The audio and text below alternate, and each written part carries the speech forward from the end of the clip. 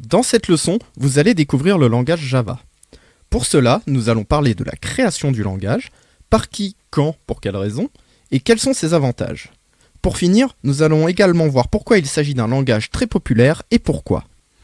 Pour commencer, parlons un peu de l'histoire de Java. Java a été créé en 1994 par James Gosling. James Gosling est alors un employé de Sun Microsystems, et la première version de Java est présentée le 23 mai 1995. Le but de James Gosling était de constituer un langage de programmation pouvant être intégré dans les appareils électroménagers afin de pouvoir les contrôler, de les rendre interactifs et surtout de permettre une communication entre les appareils. L'idée d'écrire une seule fois du code exécutable sur différentes machines va ainsi naître. En anglais, on appelle cela « Write once, run everywhere ». Mais alors, d'où vient le nom Java ?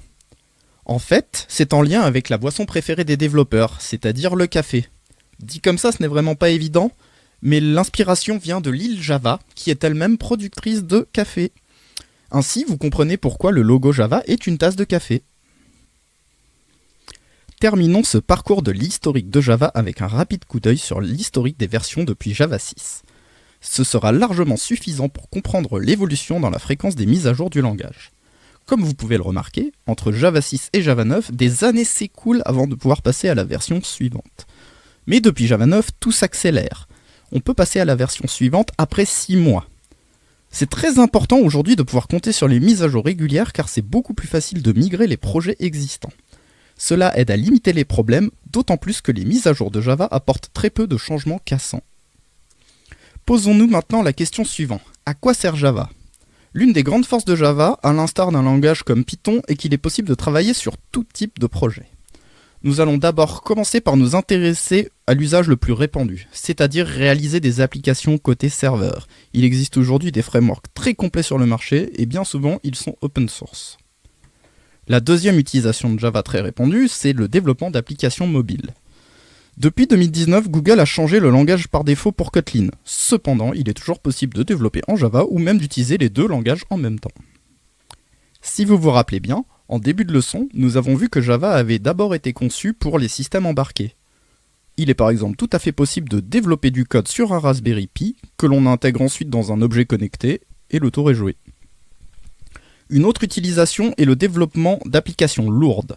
JavaFX est une librairie standard qui vient avec Java. Un autre cas d'utilisation très répandu est le développement de librairies tierces que vous pouvez partager à d'autres développeurs.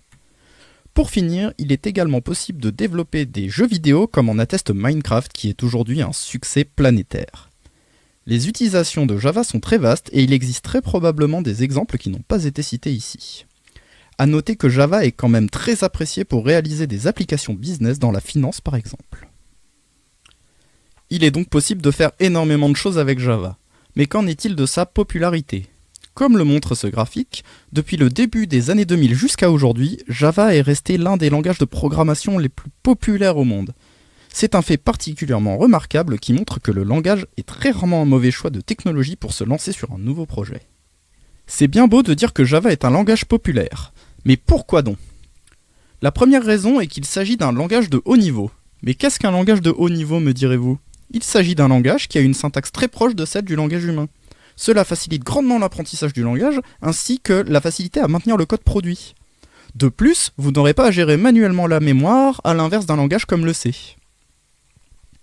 Ensuite, c'est un langage multi-paradigme. Ce n'a pas toujours été le cas, mais grâce aux mises à jour successives de Java, de nouveaux paradigmes ont été introduits comme la programmation générique ou encore la programmation fonctionnelle. Une des grandes forces de Java provient de son écosystème. En effet, le langage vient avec un grand nombre de librairies standards qui répondent à un vaste panel de besoins comme le calcul scientifique ou le traitement d'images par exemple. Un autre avantage très important du langage, c'est qu'il est facilement testable. Celui-ci vient avec un framework de test qui s'appelle JUnit. Ajoutez à cela des environnements de développement qui intègrent très bien ce framework sans effort supplémentaire de la part des développeurs. Pouvoir tester son code efficacement fait partie des points très importants lors du choix d'une technologie de développement. Java possède une énorme communauté. Elle représente des millions de développeurs à travers le monde. Si vous êtes bloqué sur le développement d'un logiciel, il n'est pas difficile de trouver des développeurs expérimentés pour vous venir en aide en cas de besoin. Qui dit grosse communauté dit également un nombre colossal de librairies disponibles sur les plateformes open source comme GitHub. Si vous vous posez la question « Existe-t-il une librairie qui répond à tel besoin ?», il est fort à parier que cette librairie existe déjà sur les plateformes open source. Pour toutes les raisons citées, on comprend pourquoi Java est un langage très populaire.